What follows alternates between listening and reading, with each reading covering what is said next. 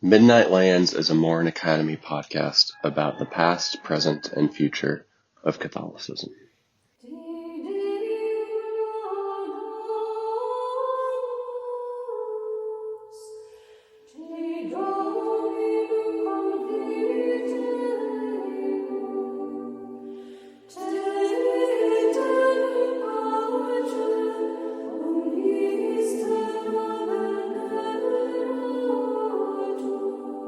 For our first episode, we're honored to have on Dr. Matthew Santo. He's an associate professor of church history and dogmatics at St. Patrick's Seminary in Menlo Park, California, and the author of Debating the Saints' Cult in the Age of Gregory the Great and the forthcoming Theocracia, Nicholas II, and a Russian Political Theology. He's also a co-founder of the Simone Weil Center for Political Philosophy. Thank you for coming on. Thank you, Spencer, for having me. Yeah, so we're officially here to talk about an article you published in last year's spring issue of Communio, Right. and that's called A Theological Reading of the Russian Regime, Sergei Bulgakov, and the Theocratic Principle in 1917 and Today. And in the introduction of that, you write, following the unashamedly essentialist, because Christian Platonic thought of the Russian Orthodox theologian and philosopher of history, Father Sergei Bulgakov, this essay seeks to give a modest answer to the questions of what sort of regime exists in Russia and what are its foundations. So what sort of regime does exist in Russia? What are its foundations? Well, as I describe in the essay, the regime that exists in Russia, as I understand it, and by regime I don't mean merely the formal constitutional arrangements of Russia. I mean the way in which power is imagined as working in Russia, where it comes from, and what kind of purpose it has.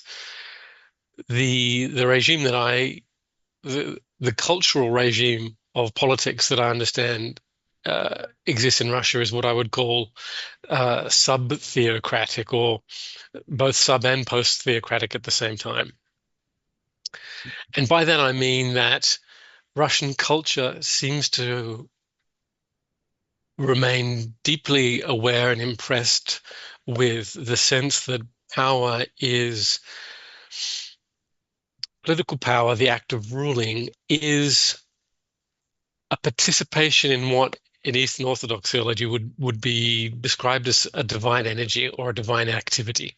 It's something that has its origins in God and which man participates in a secondary way. It is not something that man constructs for himself, or that man therefore is free to attribute any meaning he likes to. Its meaning is in fact given. It's given by God in his act of, well, God is the one who rules first, ordering the world according to a certain pattern of fixed meanings, hence the Christian essentialist. The world that results is therefore not free. It's not up for man to renegotiate or reinterpret or deconstruct or reconstruct. It's simply a given. And man's task as man lies precisely in trying to, in conforming this world which God has placed under his royal authority, of conforming it to the heavenly archetype, God's original and final intention for it. And so, and then for that reason, what strikes many people, especially on the left or even on the liberal right in the West, as instances of Russian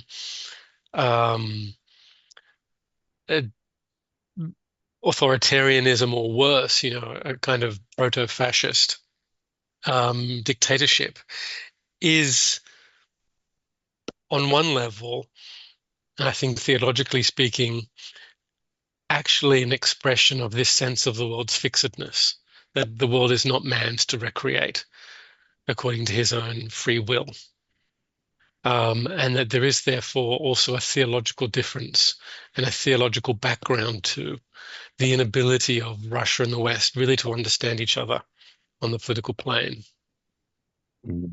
Because would it be fair to say that you view modern Western liberal societies as fundamentally cut off from being sub-theocratic or post-theocratic because of Yes, yes, I see modern Western politics as fundamentally voluntarist.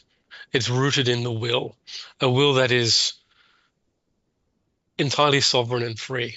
It's not rooted in any order of being that's greater than itself, any order of being that can articulate a legitimate claim of allegiance over it. No, the will has to be free and untrammeled. If not, it's a form of oppression. If not, it's fascism. Mhm. And the reasons for that are of long standing, I think, in Western civilization. But on the other hand, it's also a fairly recent phenomenon because I would say that until recently, even a country like the United States, whose formal constitution exists on very voluntarist foundations, I think, nonetheless assumed that the people's free act of will would take place within a world of certain given meanings. I think that if we were to try to step back into the fundamentally Calvinistic world of the framers of the United States Constitution, um, yes, they would have understood God's relationship to the world as operating primarily on the basis of will, but there was still an awful lot that was given, therefore, about the world as a result of that. So yes, I think in the West, in the United States, but also in other countries, as you can hear, I'm not American. I'm Australian. And in principle, a sovereign who reigns by the grace of God is still the sovereign of Australia. Um, and in that sense, the modern British political regime is in principle more theocratic than Russia's because it actually does locate the origins of rule in God. Practically, however, in Britain, in Australia, in the United States, and in almost everywhere in Europe, where I've spent most of the last 20 years living, um, the logic of modern Western politics and society is the same, and it's a logic of voluntarism that realizes itself in an ever greater emancipation from anything like given being or the givenness of being. Mhm. Okay. So can I briefly recap your argument to make sure I'm understanding you? Hmm. So would it be fair to say the division between how you're laying out the contrast of the secular West and the post sub-theocratic Russia, maybe, Hmm. is in sometimes in the West, even when in principle we're under some sort of king monarch Hmm. theocracy, in practice we're not. Whereas in Russia, Hmm. in principle they are not, but in practice they still are. Like you bring up how both Orthodoxy, Islam, Yellow Hat Buddhism. Is Right. that your argument that in practice people there are, even if Exactly. It is. That's my argument. Yeah. so That then? the Russian constitutional regime is in principle entirely secular. It's entirely secular and entirely voluntaristic in as much as it locates sovereignty with the people and attributes to them the free act of electing a president to um, uh, implement whatever political policies the people happen to endorse without reference to any kind of cosmic order or given um, uh, any given natural law. In reality, however, I think politics in Russia hews closely to a sense of cosmic order, and that in fact is the real, perhaps often subliminal source of the president's authority. Mhm. So if we can park it here and do a thought experiment for a second. Hmm. Let's imagine this podcast we're doing goes viral. Everybody's talking about it everywhere. People realize in Right. practice we need to ground our society in some Hmm. sort of theocratic principle. How would American life Uh-huh. be changed? Um, even That's a very good question. Yeah. Because I'm interested in this. American life would be changed. American life would be changed, I think, in this way. Americans would come to see themselves and their polity, their nation, even the very landscape and earth around them, as existing as part of a cosmos that is itself gift, and an orderly hierarchy of symbols that are in each of them sort of a theophany. That everything that surrounds us is part of a cosmic order whose purpose is to impart to us, to open our eyes to the existence of God and his goodness. That would be the first thing. We would come to realize that our everyday lives, but also our national political lives, took place in the setting of this cosmic order. Observing this cosmic order, we would then begin to observe that it's held together not by accident or chance or a series of relationships that can be explained by mere force or act of will, but it's held together in a way that is best explained by the notion of the logos. It's ordered and it's arranged in a way that is for man's providential good and for the good of all creatures that exist here, and that it is lovely, it's desirable. And it's lovely and desirable because the one who orders it is himself, the source of all that's lovely and desirable. So there would be both an understanding that the world is some kind of an icon of the divine of the divine character, but also a longing for the one who is the fashioner, so to speak, of this icon. So there would be a longing for the logos, and this longing for the logos would then inform the way we organized ourselves politically. So even before even before you begin to talk about what kind of regime we should live under, I think the more important question is, you know, what are we living for, and what kind of world is it that we're living in? Mhm. Right. And then once, let's say, some wider revival happened, would it be fair to say what that third point kind of looks like, at least to bring in Catholic social teaching? Would it be almost fair to summarize it as like chains of patriarchal subsidiarity? Patriarchal in the sense of like a theocratic principle that every layer of at least human society would be ordered like a family with like a head in charge, ultimately guiding it and in solidarity with chains above and below it. I think that that's actually broadly right. And I think that that's broadly right if we understand patriarchal there to mean the rule of one who is father and king, and where both of those terms receive their meaning and significance not from earthly fathers or earthly kings, but from the one who is the archetype of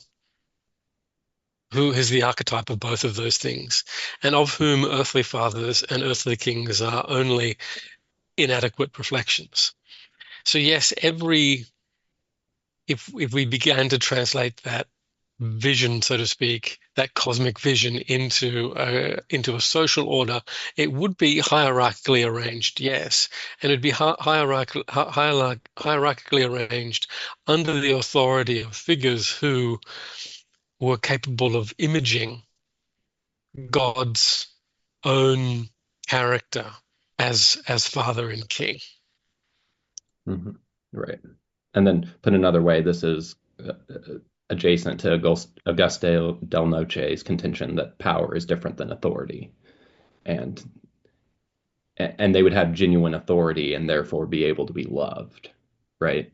That's right. They would have genuine authority and be able to be loved because their their place in the hierarchy is a function of their ability to image God's own character.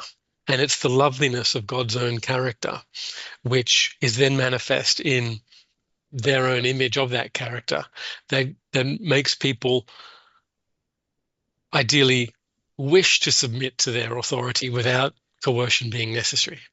Sure, sure.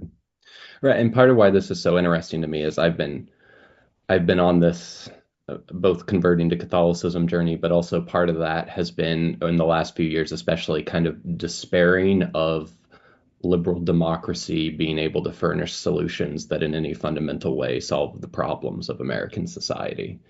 And Hmm. I've kind of been dragged partly because I'm absorbing all this Catholic stuff, and also partly because of that disillusionment. I've been kind of pulled kicking and screaming into some sort of abstract, like monarchist position.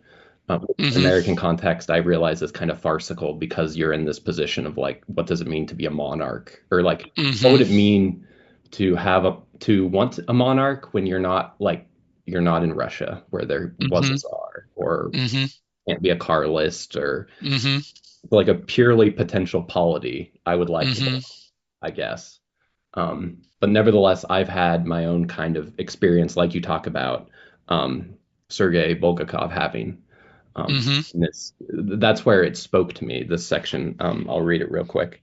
Hmm. Right. In the spring of 1909, the economist, philosopher, and later Orthodox priest and theologian Sergei Bulgakov went for a walk along the Yalta embankment. This was significant because on that day, for the first time in his life, Bulgakov saw Russia's Tsar, Nicholas II, and in seeing him, Bulgakov tells us he quote unquote fell in love.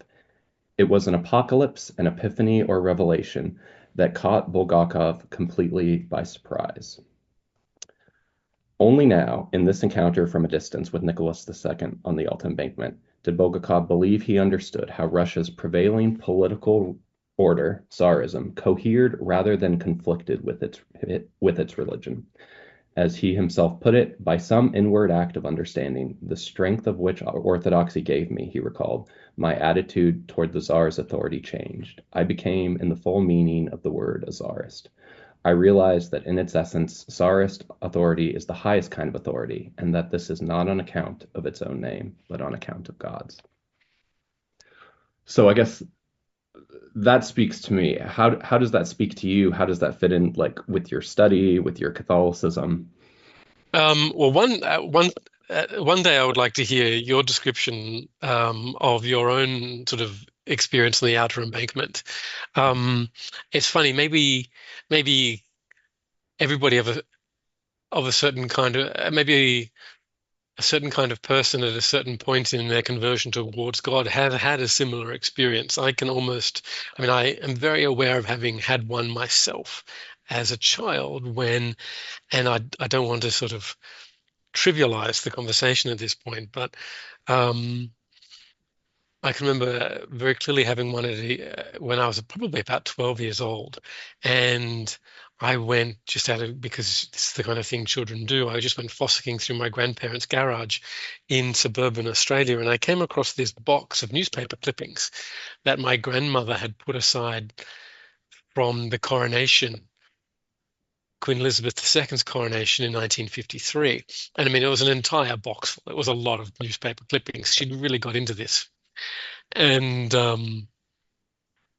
I remember seeing a front page photograph, the famous Cecil Beaton photograph of the Queen as a very young and very beautiful young woman, um, decked out in all of the regalia of of monarchy. Each of this regalia, of course, I now understand, having been created to a large extent um, by the church or under the supervision of the church for the use in a church service over centuries, um, is it drips with theological meaning.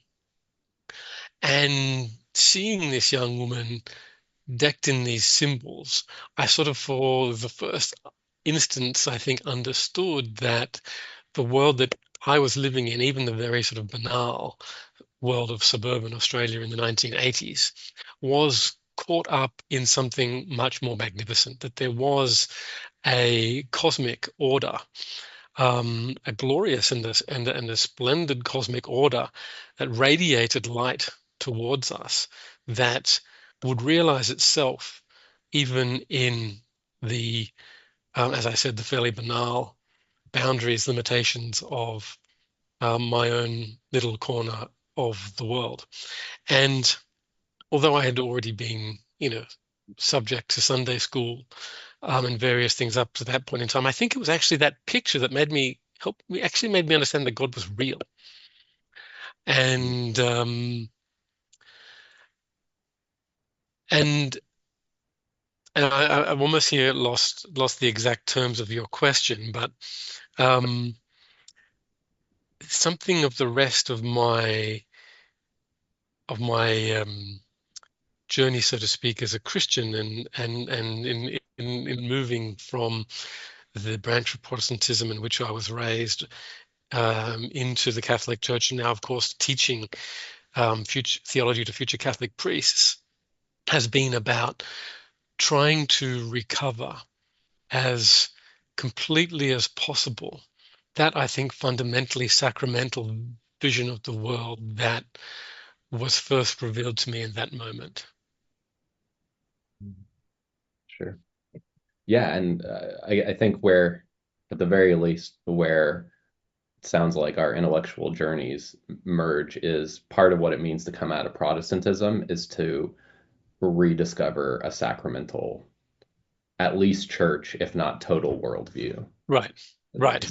I take the core of it to, if you lose that sacramental vision, then to use anachronistic terms that came later, you're kind of in this existential situation where you have to hold on to your belief, but there's nowhere in the world where you can find it like validated and affirmed. Right, or you exist merely, your Christianity becomes merely a form of idealism, something that an idea that you have to kind of constantly represent to yourself and ask yourself whether you, in this moment, still subscribe to it. Um, and your whole um, spiritual drive really takes place and function in relation to this disembodied idea. Um, Jesus died for my sins, and there's nothing I can do to save myself other than rely on him. Yeah, and that I think is I mean, it's better than nothing. If you were to have a choice between being exposed to that and to being and hearing nothing about Jesus, then I think that's obviously better. But it is ultimately, in the framework of a lifetime, very exhausting and also, I think, spiritually damaging way of living. What of course is important about the sacraments is that they anchor our faith in an objective reality greater than our own selves. And they should also anchor it, and I think this is one place where the Catholic Church today minimizes really the significance of the sacraments. The sacraments, of course, come to us both through the operation of God upon the elements from above, but also through elements that come up from the world from below. And marvelously in the sacraments, the world offers itself to God, and God in His graciousness um, takes it up into His own life. And one thing I think that we in the Catholic Church are in danger of doing today is lapsing into a kind of extrinsicism of grace, whereby the sacraments come to us kind of Deus ex machina style from a priest's hands, um, rather than seeing them as coming up from the earth through the priest's hands in conjunction with or in union with the life of God. And that the earth itself has its own kind of sacramental character, that it is the original symbol and manifestation of God's nature and character. And we need to recover the sense of that, especially in relation to Jesus, especially in relation to the Lord himself, whom we tend to forget is, yes, of course, our Savior, and God become man from outside of the created order of being, but he is also at the same time the Logos, who is the most immanent principle within the created order of being, who brought it into existence and sustains it and orders it every moment. And I think that the failure to do that is one of the reasons why our proclamation of the coming of the Logos, his death and resurrection, sometimes has so little power in the world around us, because the world sees this as some kind of message extraneous to itself. We don't actually present Christ as something which, in a sense, the world already knows simply by virtue of being. That the world already participates in simply by virtue of being. We present Christ as something that comes to repair a problem, that has arisen adventitiously, um, rather than as that object of our deepest longings from from the moment of our inception, the inception of our individual lives, and from the moment of the inception of the whole cosmos, whether or not Adam had sinned or not. Um, so there is, I think, a danger of lapsing into a kind of extrinsicism of grace, um, in the modern Catholic Church, that is probably motivated in the end by worthy considerations. There's obviously a desire to want to accord the world its proper autonomy, not to impose some kind of ecclesiastical theocracy upon it, ruled by priests, and deprive people of their proper, autonomy and freedom. But the price of affirming the world in its autonomy that way is also, I think, um, losing sight of the integrality of the church's own Lord to the world itself as its logos, its source of unity and ordering principle. Right. And the irony being ultimately depriving autonomous, quote unquote, autonomous existence of its own highest meaning. Exactly, or even of any meaning. That in that sense, that's the tragic way in which the church, I think, unintentionally acquiesces in sort of modern nihilism. Sure, sure. So I wanted to bring in this passage from later on in the article. You write, if this belief was the metaphysical Kool-Aid, and in this context, we're talking about the Tsarist's principle, Hmm. also by extension, I think, all the cosmic Christology. If this belief was the metaphysical Kool-Aid, Bulgakov, who described himself as the only sane person in an epidemic of involuntary madness, refused to drink it. Right. I So sorry, the Kool-Aid there, just to correct you, the Kool-Aid refers to the sense of of the world's autonomy, that the world must be given by God its proper autonomy, and therefore there should be no czar. And that was the Kool-Aid in, so to speak, in the world in which Bulgakov was living, to the extent that the intelligentsia of late imperial Russia had adopted an entirely, well, had adopted what was in effect a voluntarist view of the world under the influence of Western modes of ordering and arranging society. And that had become so attractive that even those intellectuals who thought of themselves as orthodox, such as Bulgakov's friends, felt justified on Christian grounds, in agitating for the transformation of Russia from an orthodox monarchy into a liberal democracy. And the point is that Bulgakov, as a result of this vision, so to speak, on the outer embankment, wakes up out of this delusion Mhm. and says, no, you can't have a political order founded on the notion of sort of unlimited human freedom, or the freedom of the human will. Let's just call it that. And still hope either that society as a whole will remain orthodox, but in a more enlightened way, as his liberal friends hoped, or that in fact over the long run, um, any kind of wide scale faith or belief in the church will be possible. Hmm. Right. And just to make sure everything's framed square, it's fair to say that what what his fellow both co-religionists and the other revolutionaries around them, what they wanted is something similar to what is being put out by large parts of the post-conciliar Catholic Church. The idea that we can have autonomy and this will be the real flowering of Christian potential.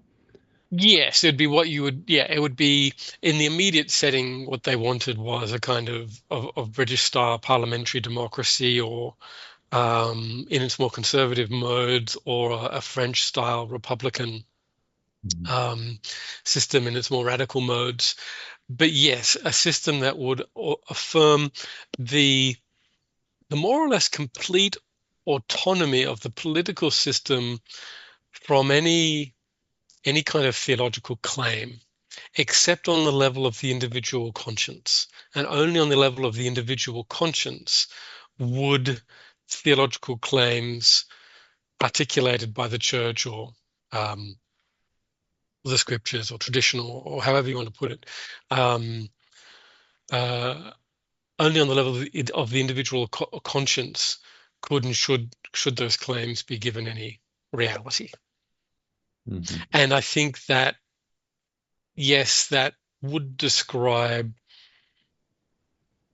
that would describe maybe it describes all of us to some extent in the post-conciliar church. It certainly, I think, describes the logic behind a text such as Dignitatis Humanae, which affirms um, the inviolability of freedom of conscience, and appears at least to elevate that principle to paramountcy over any other consideration regarding um, the place of religion in society. Mhm. Right. So then I guess how do you square that with the rest of Catholic tradition? I didn't plan on going down this road, Uh-huh. but this Dignitatis Humanae is one of those like case traditionalist issues of Hmm. the church heading down a wrong direction and having a rupture with the old teaching that error has no rights. I guess how do you personally square that and not view the Catholic Church as having failed and maybe the Orthodox have been right the whole time and this is all the fallout of like the filioque? Um, If that isn't too confusing a that's a question. lot. There are a lot of connections there, but I think one of them would be to say that it is not a rupture with tradition, because the church has simultaneously to upholding the notion, let's say, that heresy has no rights, and to give to put some sort of concrete flesh on that bone. Augustine had no qualms about calling on the emperor to cast the Donatists out of their church, and confiscate their property. Um, at the same time, the church has very often principles in tradition stand in tension with each other for many, many centuries. At the same time, the church can say that she's also always upheld the properness of freedom of conscience, and that Christians could not be coerced into um, sacrificing to the emperor, um, or that Jews, for example, as Pope Gregory the Great insisted, should not be coerced into baptism. Um,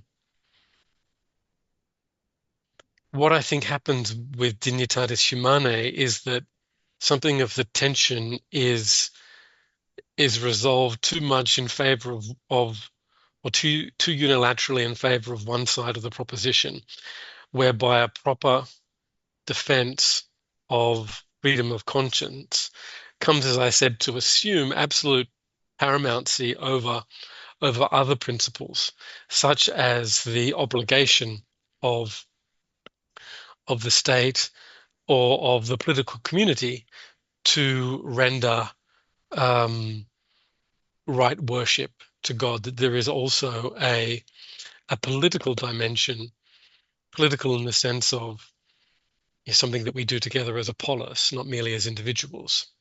Mm. Um, that there is also a political dimension to Christian life and to the gospel. Um, the trick is how to the trick, of course, is how to hold those two things together in any given generation. And I think you do have to throw the ball back in the traditionalist court there and say, well, are you then proposing that we revert to the Inquisition and start holding public trials that end in capital punishment? If on your reading of what uh, church church church teaching is, um, we should be condemning anybody who refuses to submit to baptism or does submit and then diverges from church teaching to the flames. I mean, I think that notion is absurd. And I don't think that any person who really holds it can think of themselves as as really a follower of Christ. Um, so again, I think you have to try to try to interrogate the tradition and arrive at an understanding of what really the deeper principles are that that are being passed on here, and never imagine that there is some kind of simple formula discoverable in the Middle Ages, let's say, um, which can simply be dragged out of the closet and sort of imposed on the world. Um, and hey presto, you'll have a perfect Christian society. I mean, um, I've heard people speak that way, and I think that it's a terrible betrayal of of the um, of the true depth and wonder of the mystery of Christ, and it really, I think, can only leave you wondering how much of the mystery of Christ people who talk that way have actually seen or assimilated. Mhm. Yeah. Yeah. And it also, one of the things that keeps me up at night is, are these people aware that this is like an ultra modern way to view the world, as if they could Right. voluntaristically impose some sort of Hmm. medieval Inquisition apparatus Hmm. at the hands of Hmm. a modern liberal nation state? Hmm. Um, Right. but surely It they haven't also, thought it through that far. yeah, but it all, but you're quite right, and it's simply another example of that kind of extrinsicism of grace that I was talking about before, except that it's the extrinsicism of grace in an integralist rather than a secularist mode. It's it's Christ coming to the world as some kind of transcendental savior who demands people's loyalty and allegiance simply by virtue of being God, but is apparently powerless to attract them to Himself by virtue of being the the the the object of their innermost longings as beings, each of whom have their origin in Him as the source of being and logos. So there is actually, I think, also a perverse betrayal of who the Lord really is in that kind of um, pseudo Christendom. Mhm. Yeah, that something like God is just like a cosmic torquemada. Right. Yeah. Yes. Yes. But then here's where part of where I get all knotted up is Uh-huh. that not, if you're, so in college I was kind of an aficionado of Nikolai Berdyaev. Uh-huh. Is that not Berdyaev's critique of Tsarism and medieval autocracy, that Right. this is why Yeah. we need to go liberal? Right. Well, exactly. It is. It is. Um,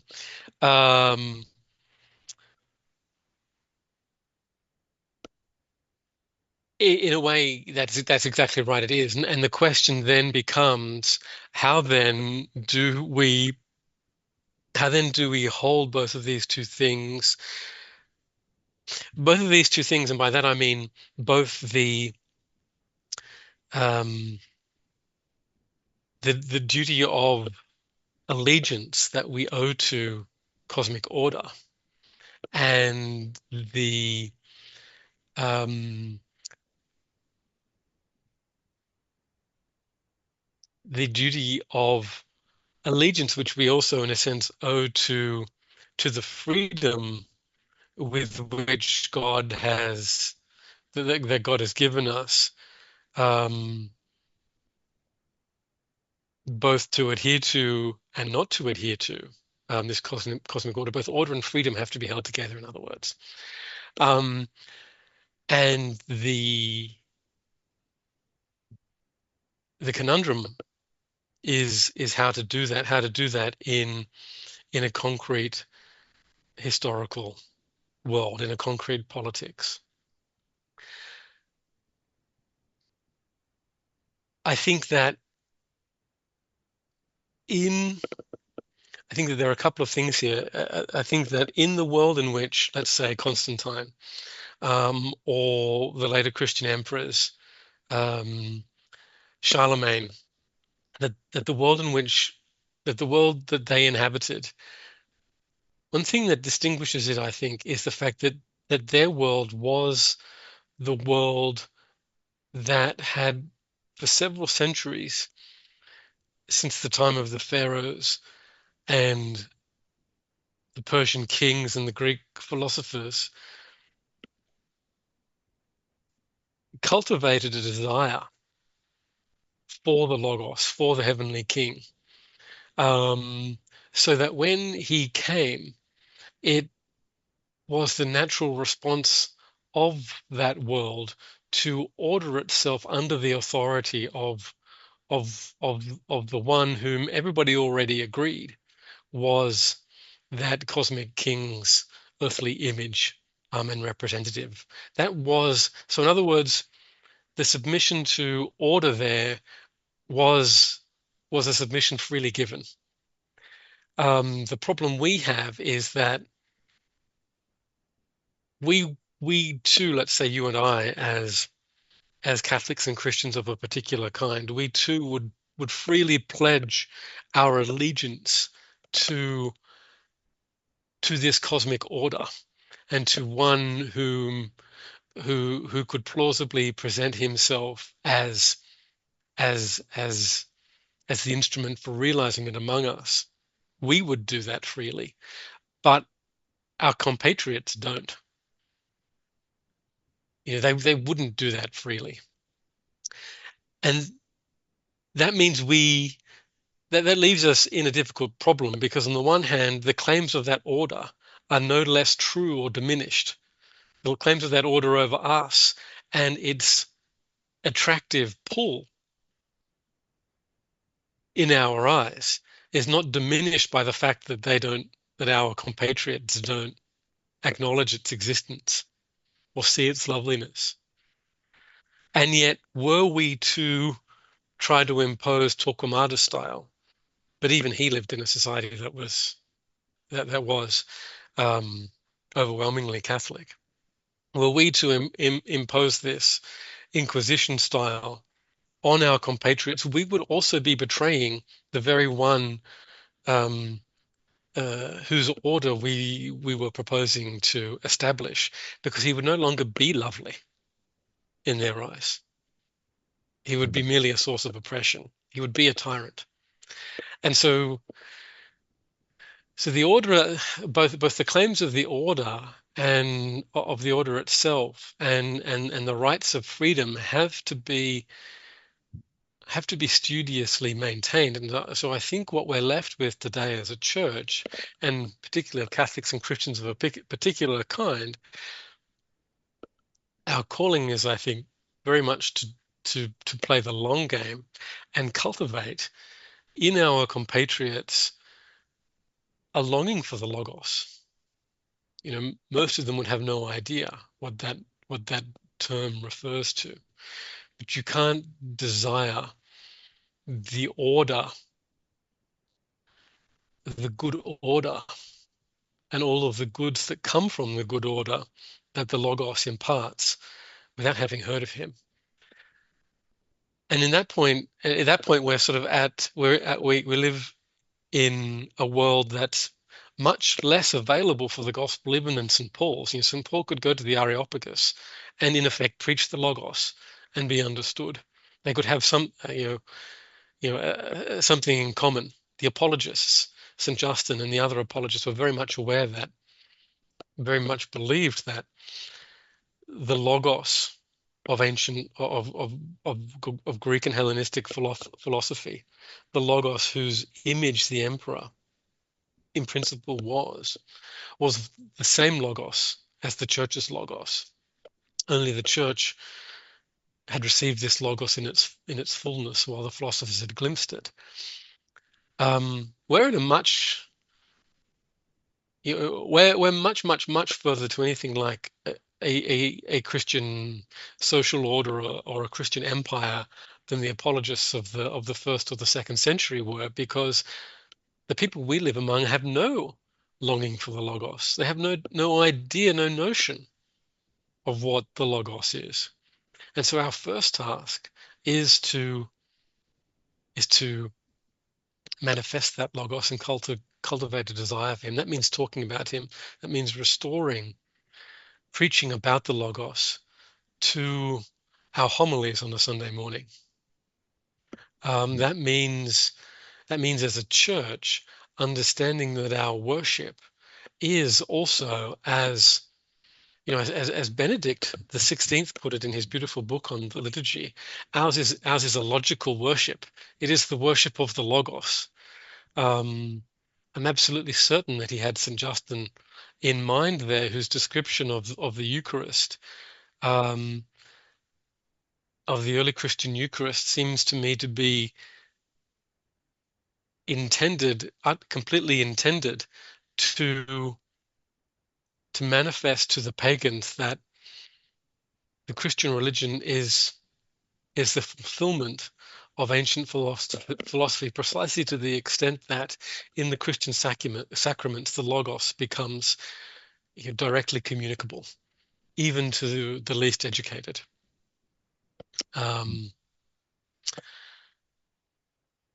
So we need to restore a sense of the Logos, both to our preaching, but also to our act of worship. Our act of worship must become logical again, not in the rationalistic sense, but in the properly supra-rational mystical sense. And I think that there is an enormous amount that we could do there as a church. And which some parts of the church are more aware of the urgency of than others, but I think that's where we need to begin. We need to begin with ourselves, with the way we speak and the way we catechize our children, and the way we worship. Mm-hmm. And briefly, could you expand on what that regeneration would look like, at least liturgically, or did you mean it more just in terms of the domestic church? No, I mean it. I mean it. I mean it in terms of the domestic church, absolutely. But the average domestic church will have no hope of doing this if they have no good model of it in the parish, Mm-hmm. um, or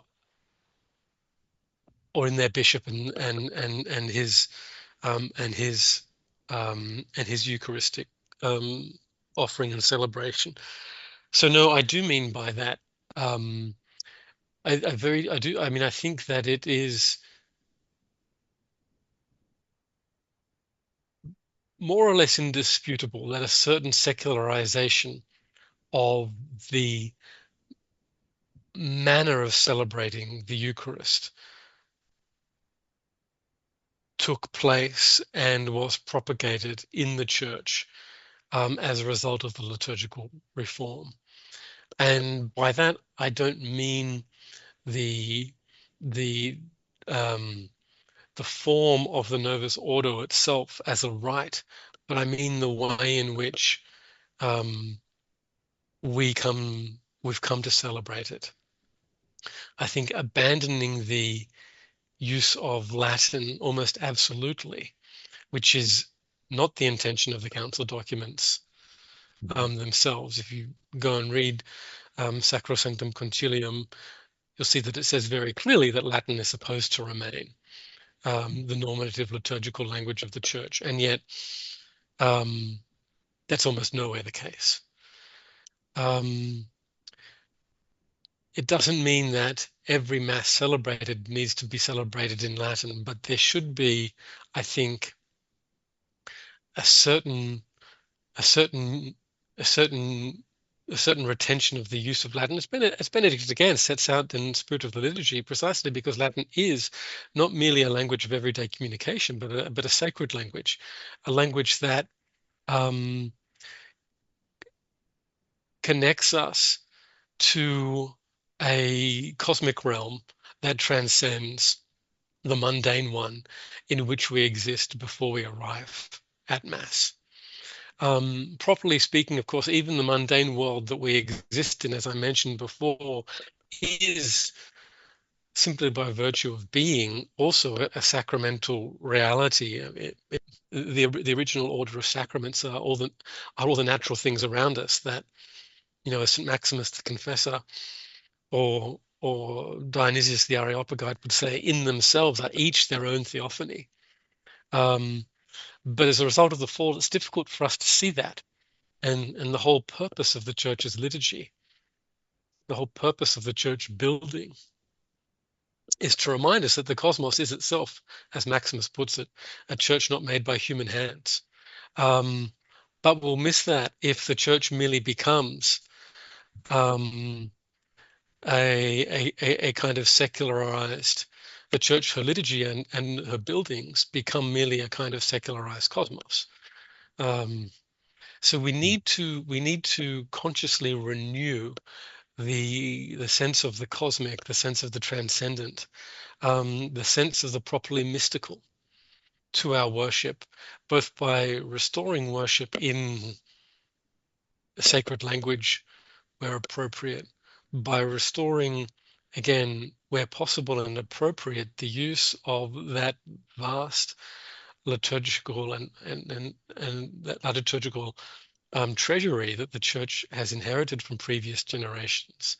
The exceptionally beautiful um, responses, the exceptionally beautiful antiphons to Our Lady and other and other such music, which, I mean, I think all of us agree, lift us up, lift us out of our own particular moment in time and connect us with something that is that's not just greater than ourselves, but lovely. This is how we're connected to the Logos, because the Logos is the object of all of our longings. We need a form of worship that arouses that longing in us.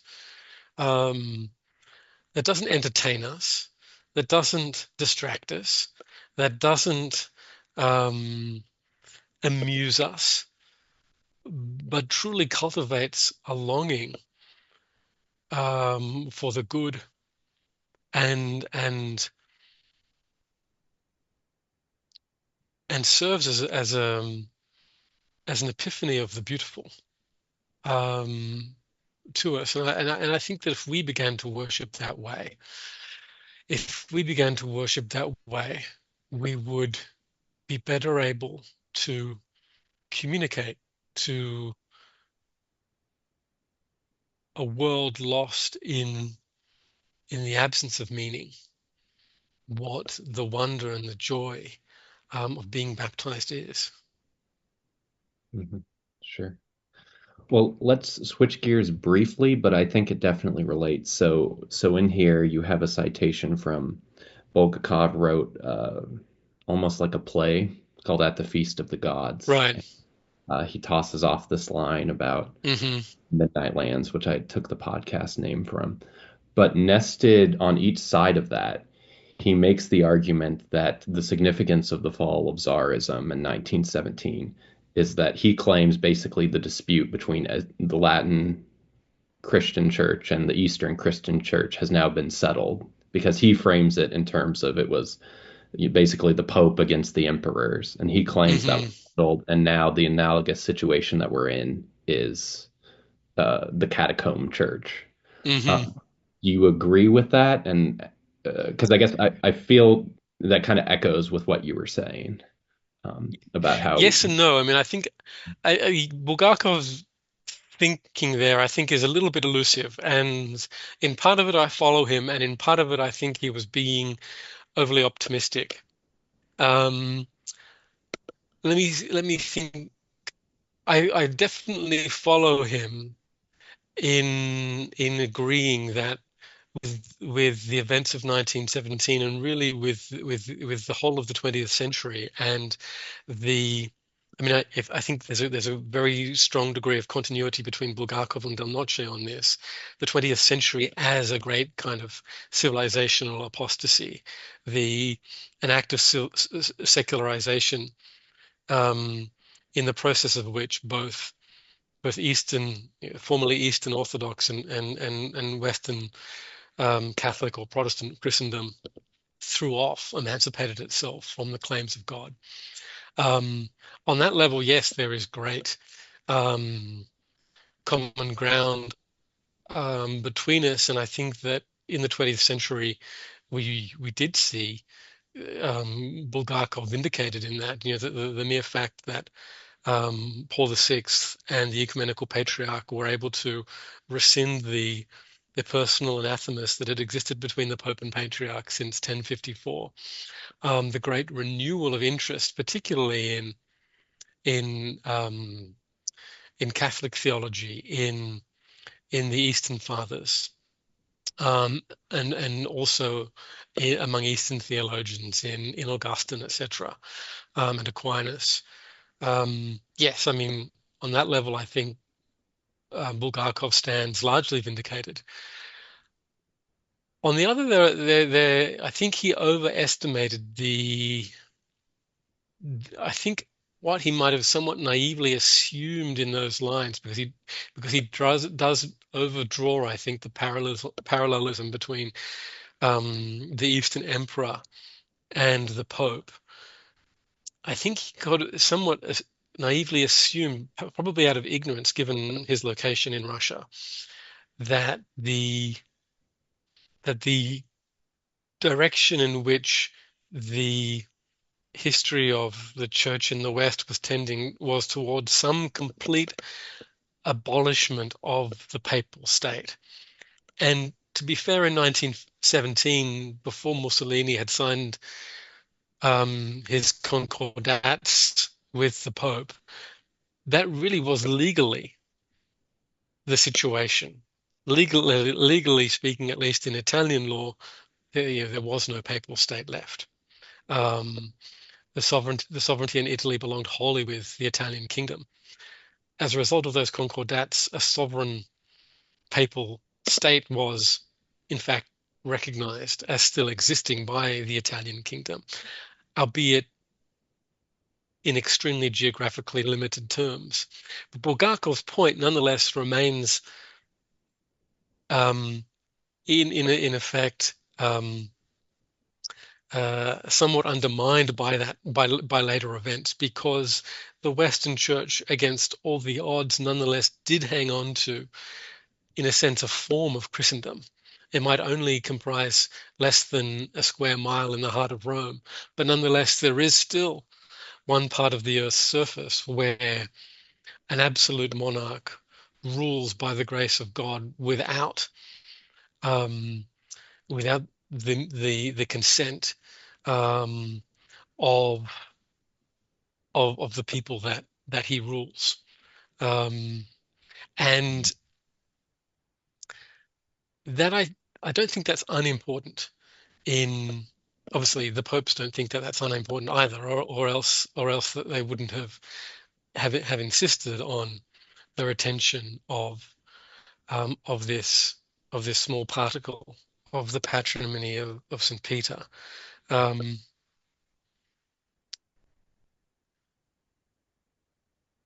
but it does suggest that there is a certain inequality still between the the place of the Eastern Church and the Western vis-a-vis secular modernity, by virtue of still the temporal autonomy of the Pope from any earthly ruler. The Catholic Church can speak with um, can speak with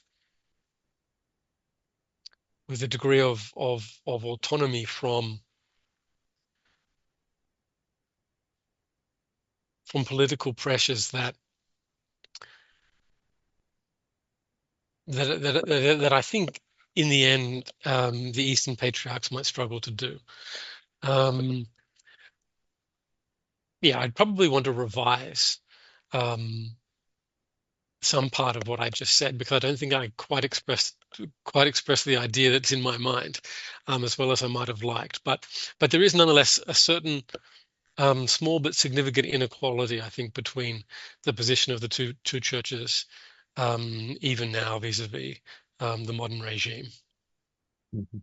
Which is so when he frames it, I read him as almost saying, even well before the 20th century, that basically with the dissolution of like the Holy Roman Emperor and or sorry, the Holy Roman Empire all through the revolutions of 1848. I guess I read him more saying in that whole range of things, that's when the popes lost control over temporal affairs of Christendom. Christendom itself fell apart. I guess I read him to be more referring to that state of affairs, and then contrasting that with it took till 1917 in Russia.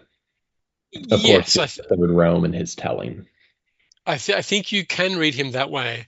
I think, on the other hand, if and maybe I read him in a closer historical setting because I know that among his friends and associates in Russia, for example, there were parallels being drawn between um, the the dissolution of the Papal States between 1861 and 1870, and then the French law on laicization in 1905, which again disestablished the church in every way in France, and what those intellectuals hoped would take place in Russia, that the Russian church would be similarly, so to speak, emancipated. In fact, they saw those things as good things for the church Mhm. in the West, emancipated from um,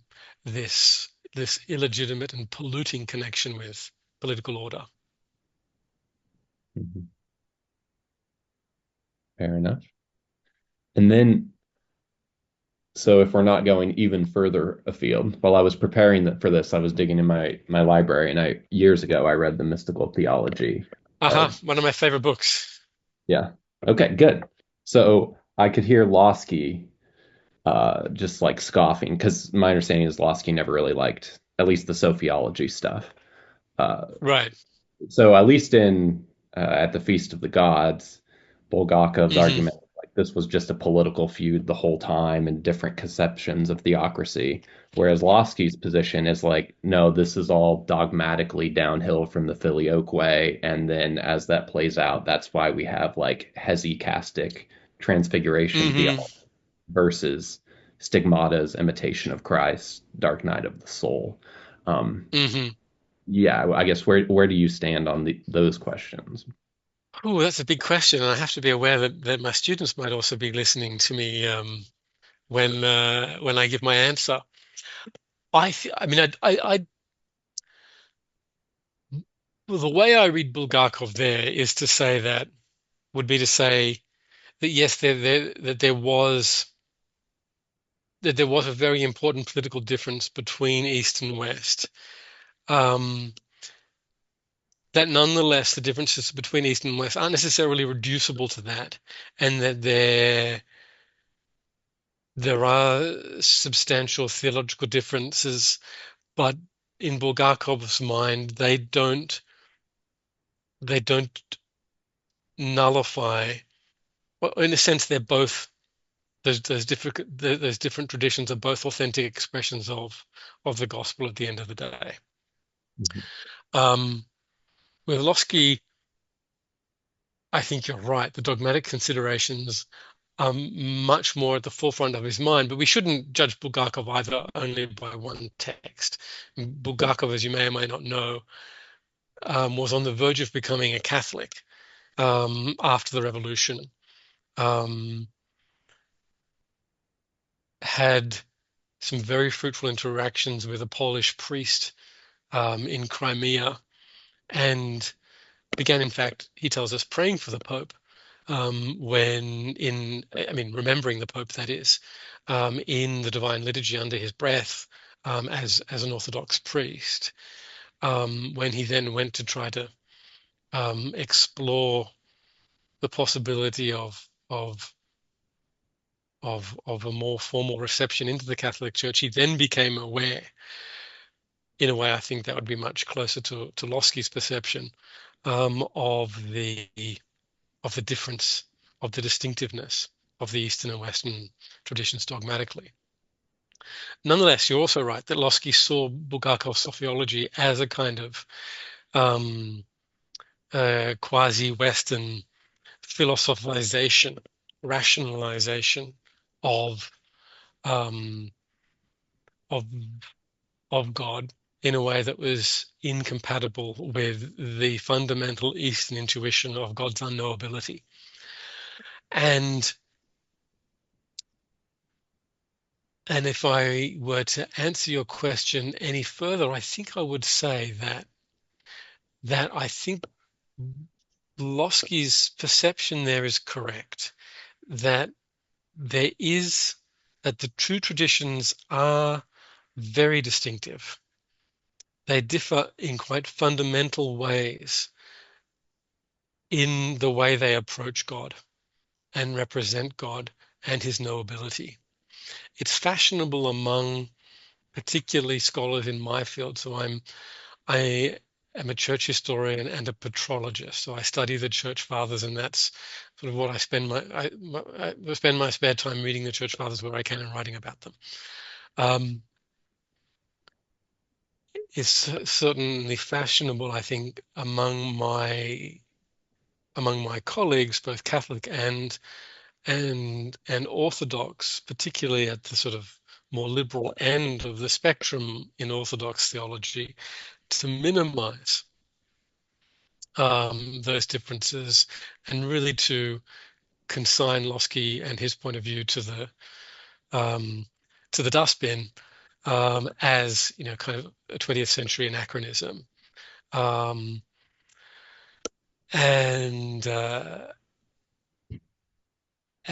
disagree. I think that I know that, for example, when I teach patristics at when I teach patristics to my students, one of the most difficult things for them as theology students who already have been introduced as part of the normal course of studies for becoming a Catholic priest to one Aristotelian theology and Thomas's synthesis of philosophy and revelation. One of the most difficult things for them to do is to step out of that and understand the premises on which the Cappadocian Fathers, for example, build the doctrine of God and the Holy Trinity, or the premises on which, for example, Athanasius and Cyril of Alexandria build a doctrine of Christ and salvation. You really have to go back to fundamentals, and I've seen the resistance that a lot of my students have to doing that because it feels as though it directly and in some ways it threatens to undermine what they hold to be um, self-evident truths on which the whole certainly Western tradition rests, about God's simplicity and God as being, etc., etc. God as pure act. Um, but I have so to summarize on that point, to summarize an answer to your question, I think Losky's right. There is a real distinction um, between the two traditions that plays itself out that dogmatically, that plays itself out also necessarily, precisely because on the one hand, dogma is experienced, rationalized, and spirituality is dogma realized. That plays itself out in different in often vastly different styles of spirituality. But that, of course, both of these traditions are equally valid and, willed by God. So one of the things that we have to wrestle with, I think, always as Catholic Christians is is the place of legitimate plurality. The church struggled for centuries to understand how God's oneness, God's essential oneness, could be reconciled with the apostolic proclamation of his plurality.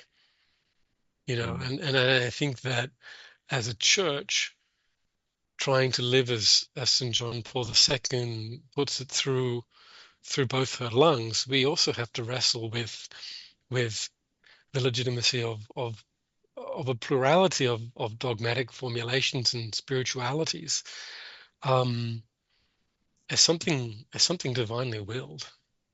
Mhm.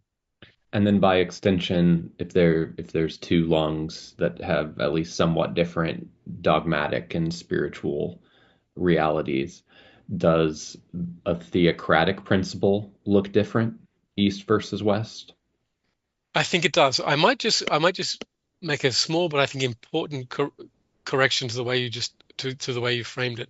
It's not that the reality, so to speak, is different between East and West. The reality is the same mystery of Christ.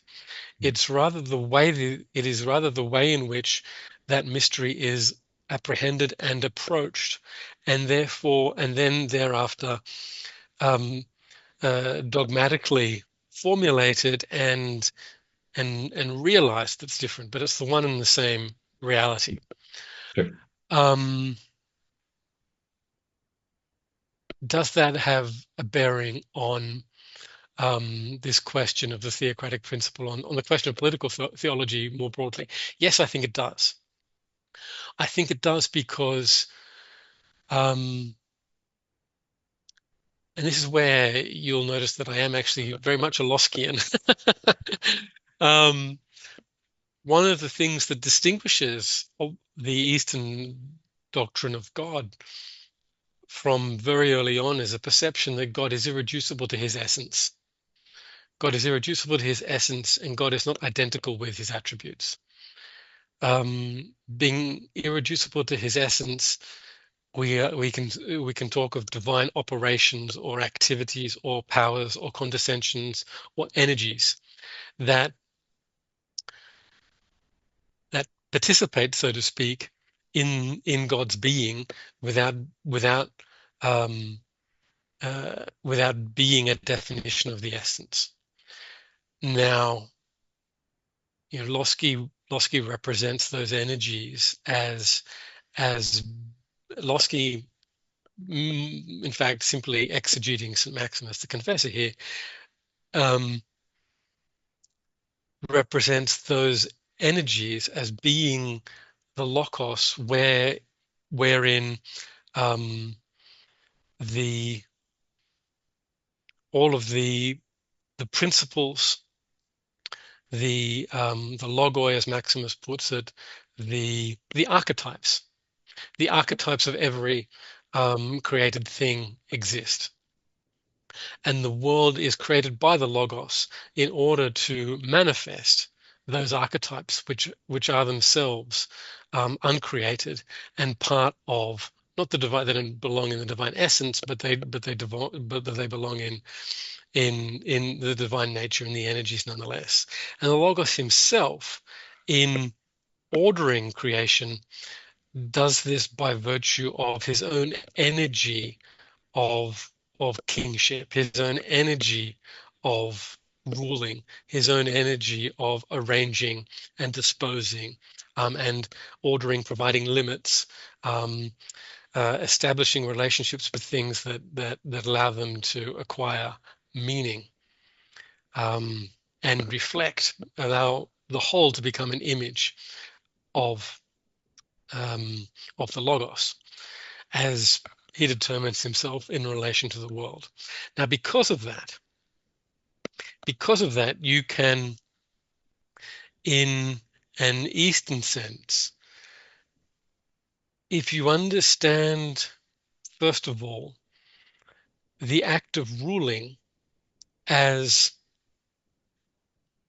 an image of the activity of the Logos in the cosmos, and this is a point that Athanasius makes in one of his refutations of the pagans, in his Contragentes, that we should, if we're trying to understand, arrive at what a notion of what the Logos is, the Logos is not merely some kind of disembodied natural law.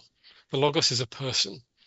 And he is like the king who, in any properly ordered cities, arranges everything for the good of the whole. So the king, in that sense, is the person, the human person invested with the act of ruling, the activity of ruling, is an image of the Logos that we are, in fact, as people, supposed to receive and be led anagogically to the Logos through. His own act of ruling, however, is only true to the extent, of course, that he's ruling according to Logos. His own power, his own authority is, on the other hand, just a participation in the Logos's energy of ruling. So in the Eastern worldview, it seems to me, there is a much greater readiness, ability to see the earthly ruler as an image of the Logos, and the act of ruling itself, as, to go right back to Russia, as a gift, as something that comes from God, that is rooted in an ontology that precedes the world, and is there and is only properly organized, is only properly carried out and executed to the extent in which it conforms to a pre-existent pattern. In the West, on the other hand, I think that the absence of that sense of the world as, well, not the absence, but there is a weaker sense of the world as icon of the divine energies, icon of the Logos, and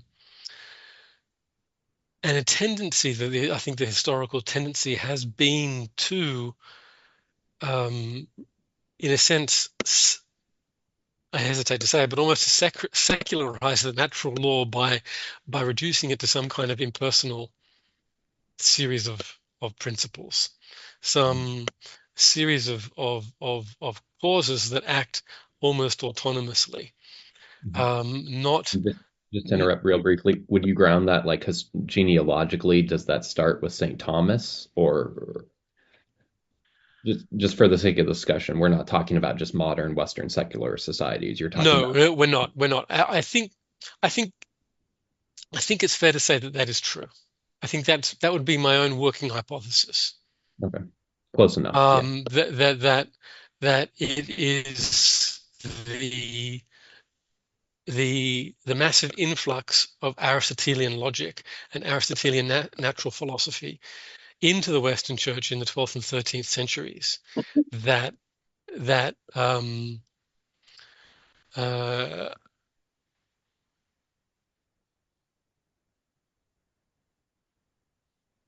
that serves to give the world a kind of natural autonomy as kind of an indirect analogy of the divine being, but not in itself a, you know, a sacramental kind style icon um, of the Logos. The absence too of a notion of the divine energies, I think, has the further implication that the ruler who in the West would rule according to Logos doesn't do so by virtue of participation in a divine energy, but does so merely by attention to a kind of naturalized reason that is really internal to himself and, of course, present to be deduced from the natural order, but is not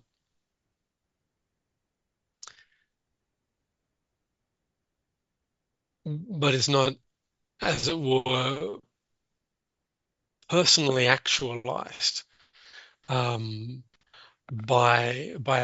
actualized by a personal being whose manifestation, whose theophany it is. So I think that there is I think that there is a likely to be, and as you can tell, I'm speaking more hypothetically now than I have done at other points, because I'm I'm trying to reason theologically on my feet. But I think that there is a um, a likely consequence for political theology of the dogmatic um, differences between the way East and West approach, the very notion of God and Hmm. reality of God. Okay. And then if it's not too far to keep extending this, would you then ground the further secularization of Western societies as kind of like apostatizing from a more Thomistic conception of the world, and then we've kind of been circling the drain since then? Um, yes, I mean, Henri de Lubac, the great French theologian of the 20th century, um, his controversial thesis, of course, was that the an essential cause in the secularization of the world that he too noted and lamented in the 20th century in terms not dissimilar from Bulgakov's, his rise of atheistic humanism. Um,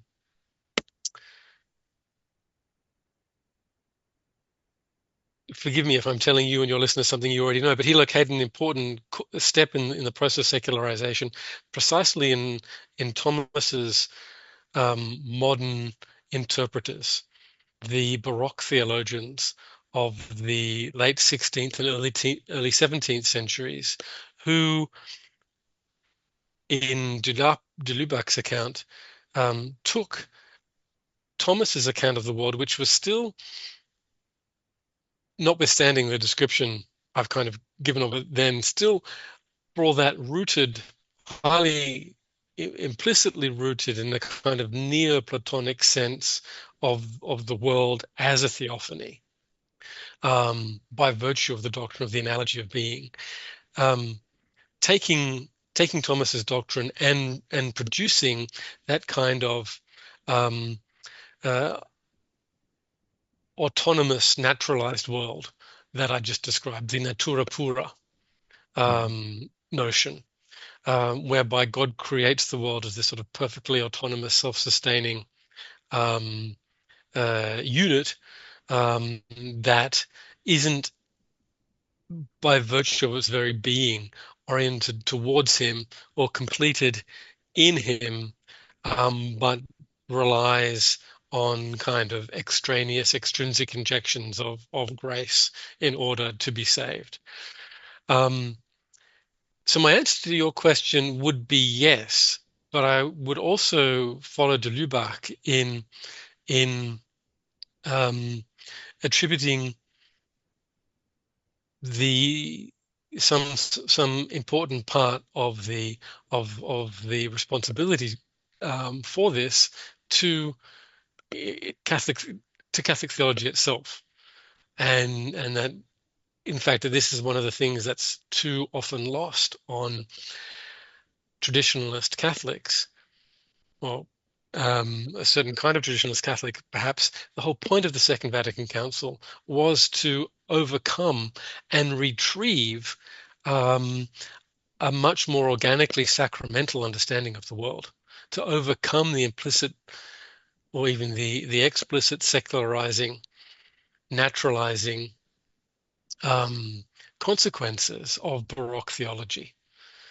And that properly understood, the Second Vatican Council is a retrieval of the Church's deepest tradition when it comes to understanding um, the whole world as gift, and um, the, uh, the place of the Logos in the world as its ordering principle and source of unity.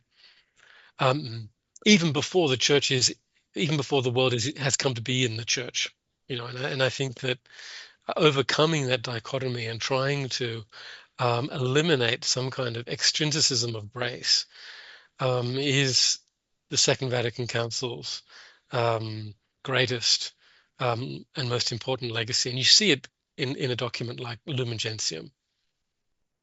Mhm.